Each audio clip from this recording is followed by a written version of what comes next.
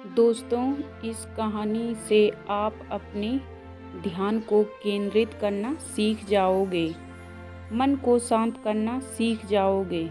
दोस्तों, यह कहानी भगवान गौतम बुद्ध की है। इस कहानी को ध्यान से पूरी पढ़ना।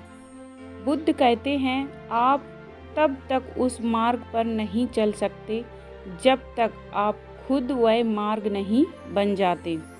लोग सवाल पूछते हैं, मेरा मन नहीं लग रहा है, मैं क्या करूं?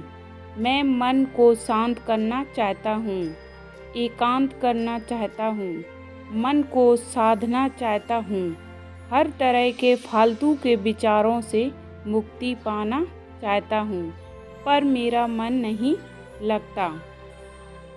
वो हमेशा भटकता रहता है।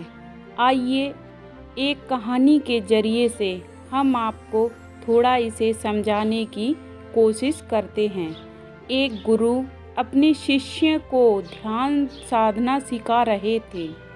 तभी एक शिष्य बोला, हे गुरुवर, मैं कुछ समझ नहीं पा रहा हूँ, क्या मैं आपसे कुछ पूछ सकता हूँ? गुरु जी ने कहा, बिल्कुल पूछ सकते हो। शिष्य ने कहा, जैसे मैं पानी पीता हूँ तो मेरी प्यास बुझ जाती है, या कोई भी पानी पीता है तो उसकी प्यास बुझ जाती है, तो यह ध्यान के संबंध में ऐसा क्यों नहीं होता? जब हम आपके कहे अनुसार एक जैसा ध्यान करते हैं तो हम में से कोई पहले तो कोई बाद में तो कोई कभी भी ध्यान की स्थिति को प्राप्त कर नहीं पाता। ऐसा क्यों होता है? जैसे पानी से सबकी प्यास बुझ जाती है, वैसे ही ध्यान से सबके ज्ञान चक्षु खुल जाने चाहिए, पर ऐसा नहीं होता।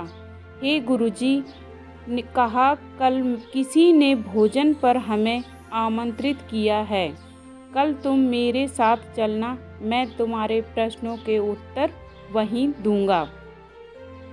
अगले दिन दोनों गुरु शिष्य भोजन के लिए एक धनी व्यक्ति के घर पहुँचे। धनी व्यक्ति की पत्नी ने उन्हें भोजन पर बुलाया था। दोनों भोजन करने बैठ जाते हैं। उन्हीं के साथ उस स्त्री का पति भी भोजन करने बैठा हुआ था। उसने अपने सभी नौकरों पर चिल्लाकर कहा, ये क्या बेकार सा भोजन बना रखा है, इसमें कोई स्वाद नहीं है। वह भोजन की थाली फेंककर नौकरों से कहता है कि जाओ, दोबारा ढंग का भोजन बनाकर लाओ। धनी व्यक्ति की पत्नी उन दोनों गुरु शिष्य से क्षमा मांगकर उन्हें भोजन परोसने लगी। दोनों ने भोजन किया। गुरु ने अपनी थाली में 2 रोटी छोड़ दी। गुरु ने उस स्त्री से कहा कि बेटी, क्या तुम मुझे यह 2 रोटी बांध कर दे सकती हो? स्त्री ने उन रोटियों को बांध कर दे दिया। उसके बाद दोनों वहाँ से निकल गए। रास्ते में गुरु जी ने शिष्य से पूछा कि तुम्हें भोजन कैसा लगा? शिष्य ने कहा, भोजन तो अति स्वादिष्ट था, मुझे पसंद आया, मुझे भोजन करके बहुत अच्छा लगा। गुरु ने कहा, इससे अधिक तुम्हें और कुछ नहीं लगा? शिष्य ने कहा, इससे अच्छा और क्या लग सकता है? गुरुदेव, मेरी भूख मिट गई, मेरा पेट भर गया। गुरु जी ने कहा, भोजन तो अच्छा था, फिर वो उस स्त्री के पति को भोजन पसंद क्यों नहीं आया? भोजन तो अच्छा बना था, भोजन एक ही था, तब उसे पसंद क्यों नहीं आया? शिष्य ने कहा, आप ठीक कहते हैं गुरुदेव, मैं तो कुछ समझ ही नहीं पा रहा हूँ, आप ही कुछ बताएं। गुरु जी ने कहा, अभी तो मेरे साथ आगे चलते रहो। गुरु शिष्य चलते चलते बहुत दूर निकल आए। शिष्य ने गुरु जी से कहा, हे गुरुदेव, हम हमारे आश्रम के मार्ग पर तो नहीं हैं, फिर हम कहाँ जा रहे हैं? गुरु ने कहा, बस चलते रहो।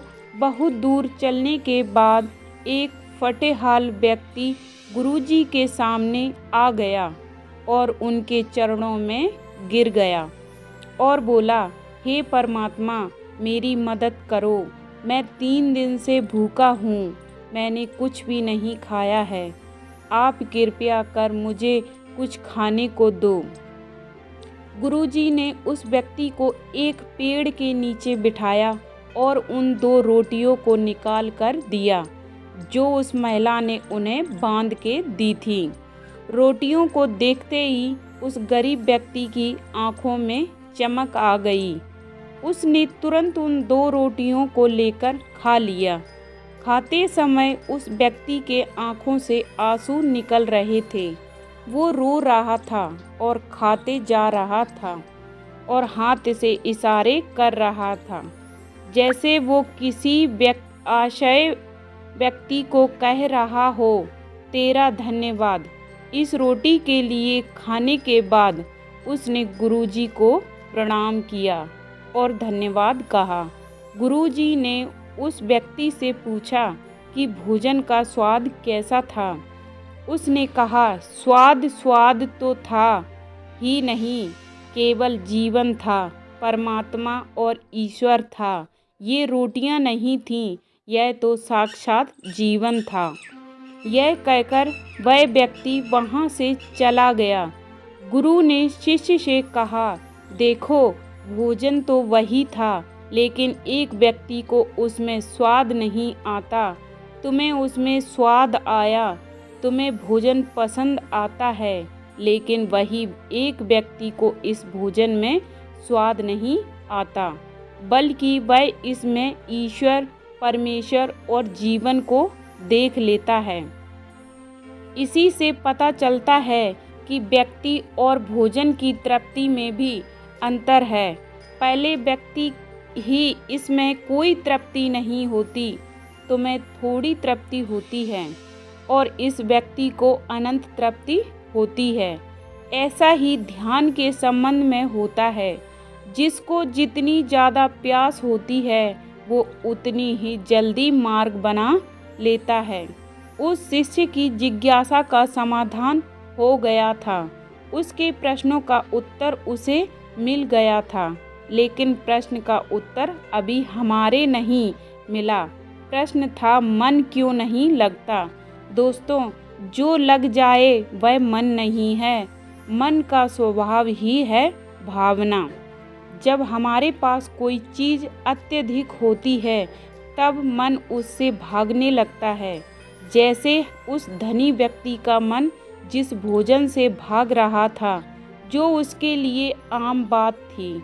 लेकिन जब कोई चीज़ हमारे पास सीमित मात्रा में होती है और हमें मिल भी जाती है, तब हमारा मन उससे जुड़ा भी रहता है और हम उस चीज़ की थोड़ी अहमियत भी रखते हैं। जैसे उस शिष्य का मन जो उस भोजन से थोड़ा बहुत जुड़ा हुआ था, तो उसने उस भोजन के स्वाद को भी जाना।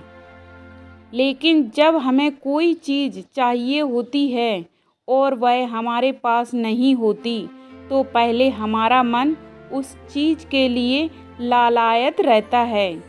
वह हर हाल में उसे पा लेना चाहता है। लेकिन जब कोई चीज़ प्राणों से जुड़ी हो, जैसे कि वह 2 रोटी, और जब बात प्राणों पर आ जाए, तब मन गायब हो जाता है। तब आप स्वाद नहीं देखते, भोजन का प्रकार नहीं देखते, तब आपको सिर्फ भोजन चाहिए होता है। तब आप एकाग्र हो जाते हैं भोजन के लिए। जो मिले उसी में आपको आनंद आ जाता है। स्वाद हो या ना हो, आपके प्राण अंदर तक उसे स्वीकार कर लेते हैं।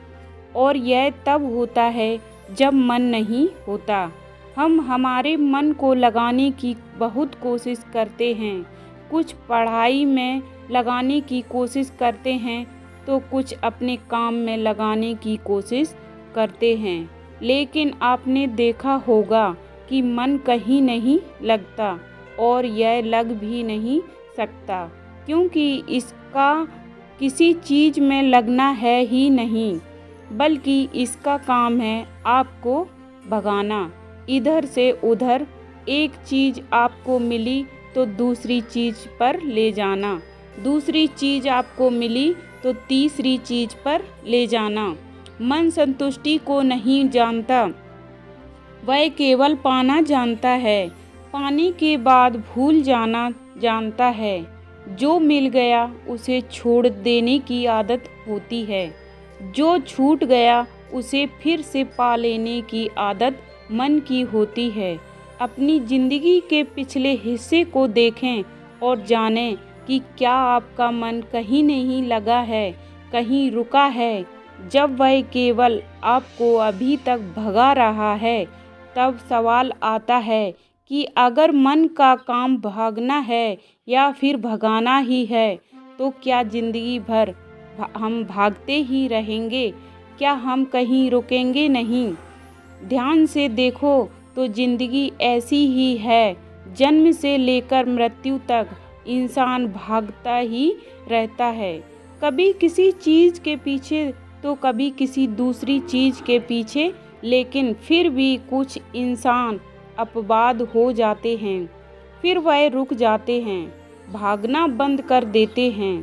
तब चीज़ें उनके पीछे भागती हैं, वह किसी चीज़ के पीछे नहीं भागते। इसका सबसे बड़ा उदाहरण स्वयं गौतम बुद्ध। हम आम लोग कैसे अपने जीवन में ठहराव ला सकते हैं, कैसे हम अपने जीवन में एकाग्रता ला सकते हैं, कैसे हम अपने जीवन में अपने मन को अपने आप नियंत्रित करने से रोक सकते हैं। और इसका एक ही रास्ता है, वह है ध्यान। ध्यान व्यवस्था लाता है, मन भागता है। ध्यान ठहरा बुलाता है, लालच देता है। ध्यान लालच को देखने की दृष्टि देता है। मन कहता है दूसरी चीज़ को पकड़ लो। ध्यान ही है जो मिला है, उसे जान लें। ध्यान एकाग्रता लाता है, लेकिन ध्यान को लेकर भी हम भ्रमित रहते हैं। ध्यान का मतलब आंखें बंद कर बैठ जाने को ही समझ लेते हैं। एक छोटी बच्ची बहुत अच्छी बांसुरी बजाती है। जब वो बांसुरी बजाती है तब उसके सुर में खो जाती है, तब उसका मन गायब हो जाता है। उसके प्राण केवल उस बांसुरी की धुन में ही रम जाते हैं और यही उसका ध्यान बन जाता है। लेकिन ऐसा इसलिए होता है क्योंकि इस लड़की को उस बांसुरी में रस आता है, आनंद आता है। यही उसकी प्रकृति है। वो वही कर रही है जो वो हो सकती है। एक अध्यापक है, जब वो अपने छात्र को पढ़ाता है तो उसमें खो जाता है।